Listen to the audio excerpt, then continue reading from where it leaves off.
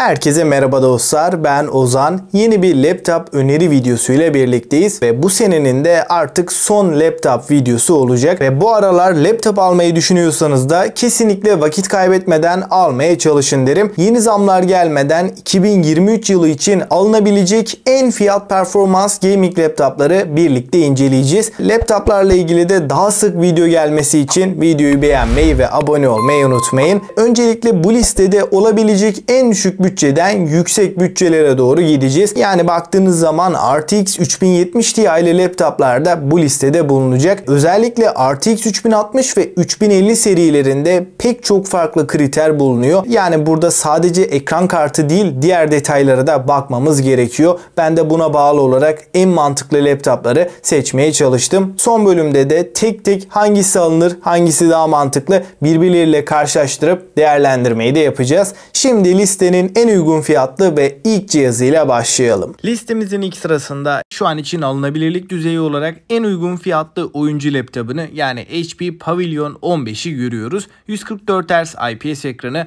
AMD Ryzen 5 5600H gibi gerçekten çok güçlü bir işlemciyi görebiliyoruz. 8 GB RAM burada bir dezavantajı olarak önümüze çıkıyor. 512 GB SSD, Nvidia GTX 1650 ekran kartı ile beraber şu an için piyasadaki tüm oyunları orta grafiklerde rahatlıkla oynayabilirsiniz. AutoCAD mühendislik mimarlık uygulamalarında, yazılımda, video kurguda da rahatlıkla iş görecek bir laptop diyebilirim. Giriş çıkış seçenekleri de oldukça zengin. 3200 MHz hızında tek slotta 8 GB RAM'imiz bulunuyor ve istersek de bu RAM'i 16 GB'a kadar çıkartabiliyoruz. 16 GB'lık RAM de bize fazlasıyla yeterli gelecektir. Listemizin bir sonraki cihazına baktığımızda HP Victus'a yer verdim. Şu anki fiyatıyla çok avantajlı bir konumda diyebilirim. Ryzen 5 5600H, RTX 3050 ve bu fiyat bandında RTX 3050 barındırmasına rağmen 16 GB 8x2 RAM'lerle gelmesi de güzel yanlarından diyebilirim. Kasa kalitesi olarak da soğutma açısından da Pavilion'dan bir kademe üstte, sade şık bir tasarım önümüze çıkıyor.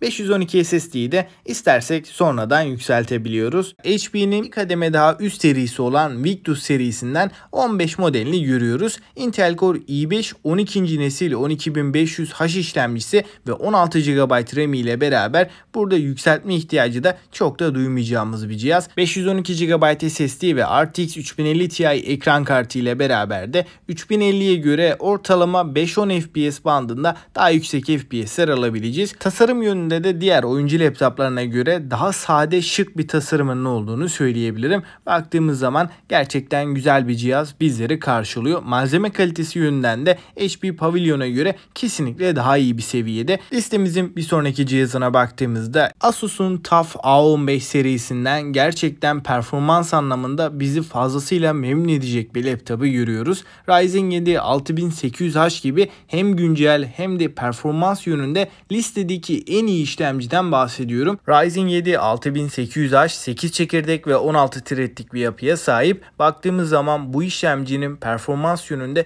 çok başarılı olduğunu söyleyebilirim. İşlemcimiz yeni nesil bir mimariye sahip olduğundan dolayı 16 GB'lık RAM'lerimizde DDR5 formatında 4800 MHz hızında çalışıyor. Baktığımız zaman şu anda laptop piyasasındaki en performanslı RAM'lerden biri bu cihazda diyebilirim. RTX 3060 ekran kartımızda Turbo Boost'la 140 Watt'a kadar çıkabiliyor. 140 Watt gücündeki RTX 3060'da oyun tarafında her türlü oyun için Full HD çözünürlükte en yüksek ayarlarda 60 FPS üstünde, çoğu oyunda da 100-120 FPS'leri zorlayabildiğimiz tam anlamıyla bir oyuncu laptopunun hakkını veren bir bilgisayar diyebiliriz. Tabii ki sadece oyun yönünde değil, yüksek performans isteyen projelerde 4K video kurgu, 3 boyutlu modelleme gibi işlerde de hızlı render alabileceğiniz tam anlamıyla performans canavarı bir laptoptan bahsediyorum.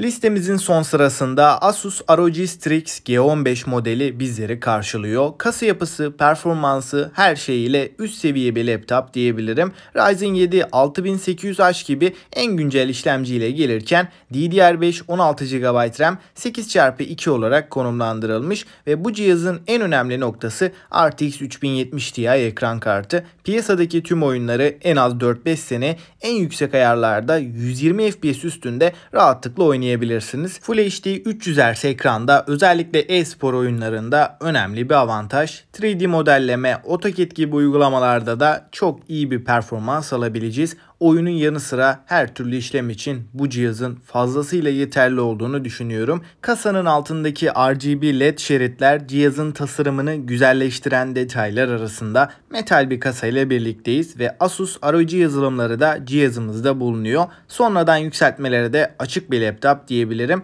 1 TB SSD'nin olması da önemli avantajlarından. Şimdi dostlar gelin tek tek değerlendirmeye başlayalım. Listenin en uygun fiyatlı laptopu yani GTX 1650 barındıran HP Pavilion modeli şu anda alabileceğiniz en uygun fiyatlı gaming laptop diyebilirim. Maksimum bütçem 15.000 TL, daha da yukarı çıkamıyorum diyorsanız bu cihazı alabilirsiniz. Fakat ben artık GTX 1650'yi pek fazla önermiyorum. Çünkü uzun vadeli olarak düşündüğümde GTX 1650 miladını doldurmaya yaklaşmış artık eski nesil bir ekran kartı diyebilirim. Bence günümüz şartlarında uzun ömürlü kullanmayı düşünüyorsanız da minimum RTX 3050'ye bakmanız gerekiyor. Şu anda da gayet uygun fiyatlı olan HP Victus'un RTX 3050'li modeline bakmanız çok daha mantıklı olacaktır. Hem kasa yapısı olarak hem de performans anlamında Pavilion'la çok büyük bir fark var diyebilirim. Ama fiyat açısından öyle büyük farklar yok. Şu an için aradaki fiyat farkı 700 TL. Arada 700 TL'lik bir fark söz konusu. Aradaki bu farkı verdiğiniz zaman hem 16 GB RAM hem daha kaliteli bir kasa hem de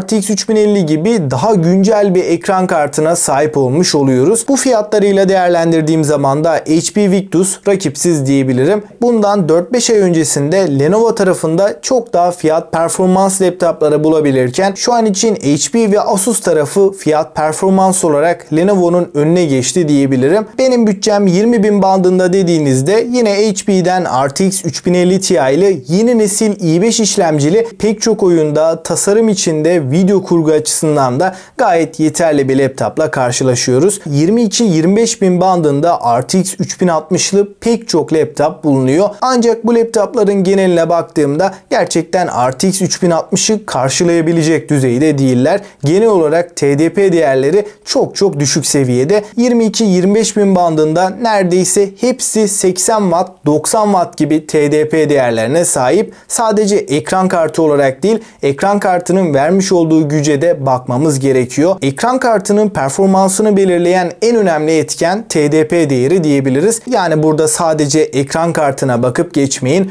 RTX 3060'ın da pek çok farklı versiyonu bulunuyor. En uygun fiyatlı ve en mantıklı şekilde RTX 3060'lı bir laptop almak istediğinizde Asus TUF A15'i görebiliyoruz. Asus TUF A15 MaxiSwitch desteğiyle de öne çıkıyor. MaxiSwitch ne derseniz ekran kartıyla panelin direkt olarak bağlanabilmesi. Normalde pek çok laptop işlemcinin dahili grafik kartı üzerinden görüntü aktarımı yapıyor. Bu yüzden de tam bir performans alamıyoruz. Ancak buradaki MaxiSwitch desteğiyle birlikte RTX 3060 direkt olarak panele bağlandığından tam bir performansı bize rahatlıkla verebiliyor. Bu noktada da Asus TUF A15 önemli bir avantaja sahip. Genel anlamıyla baktığım zaman da işlemcisi de ekran kartı da kesinlikle sizi tatmin edecektir. Uzun vadeli kullanımda da 32 GB'a kadar da RAM takviyesi yapabiliyoruz ve listedeki diğer cihazlara da 32 GB'a kadar RAM takviyesi yapabileceğiz. Şu an için piyasada önerebileceğim RTX 3070'li bir laptop yok desem yanlış olmaz. Hep eski nesil işlemcili ve düşük TDP'li laptoplar var. Özellikle Acer tarafında uygun fiyatlı fakat güç anlamında zayıf olan